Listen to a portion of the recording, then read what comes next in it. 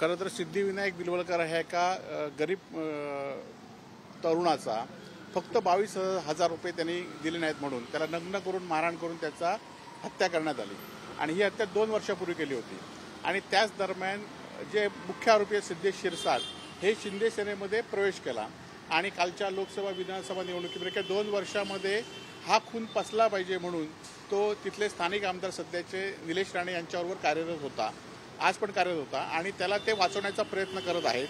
आपल्याला माहिती असेल की माझी अशी मागणी आहे की त्यांनी हा बिलोलकरला च्या हत्येतील हा सिद्धेश शिरसाट आणि त्याच्यावर असलेले सहकार वाचवण्यासाठी ह्यांनी कोणाकोणाला फोन केले याची माहिती पोलिसांनी घेतली पाहिजे।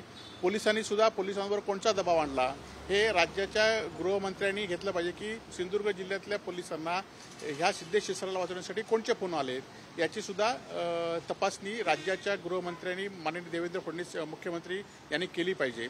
त्याचबरोबर आपल्याला माहिती असेल की या बिलवलकराच्या हत्येच्या नंतर ही कारवाई सिंधुदुर्ग जिल्हा पोलिसांनी केली आणि त्याच्या विरोधात जिल्हा नियोजनमध्ये पालकमंत्री नितेश राणे यांच्याकडेच 2 वर्षाचे तुम्ही गुन्हे कसे काय हे करताय असं जिल्हा नियोजनच्या बैठकीमध्ये रेकॉर्डवर या ठिकाणी मागणी निलेश राणेंनी केली आहे। संजय राऊत असं म्हणतात की 9 हत्या अशा झालेल्या आहेत या जिल्ह्यामध्ये, खरंच असं झालंय? नाही, आता वेगवेगळ्या प्रकरणातल्या काही हे जसं प्रकरण दाबलं तसे अनेक प्रकरणं दाबली असतील। या संदर्भात संजय राऊत आपल्याला माहिती देतील। मी काल एक असा उल्लेख केला जसं बीडमध्ये घटना घडली आणि आकाचा आका हो नाही आता ह्या सगळ्या गुन्ह्यांना 2-2 वर्षापासून कोण मागे घालत होते त्याचा आका कोण आहे हे राज्याच्या गृहमंत्र्यांनी शोधलं पाहिजे अशी आमची मागणी आहे। अशी आपल्याला माहिती असेल की अशी अनेक प्रकरणं झालीत।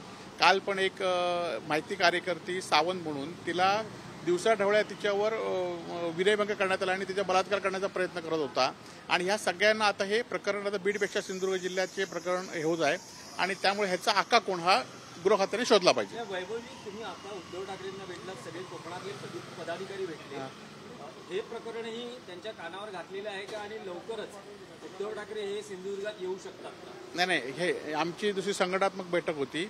या प्रकरणाचा आम्ही पाठपुरावा करत आहोत आणि आम्ही त्या बिलवलकर कुटुंबियांना न्याय देऊ।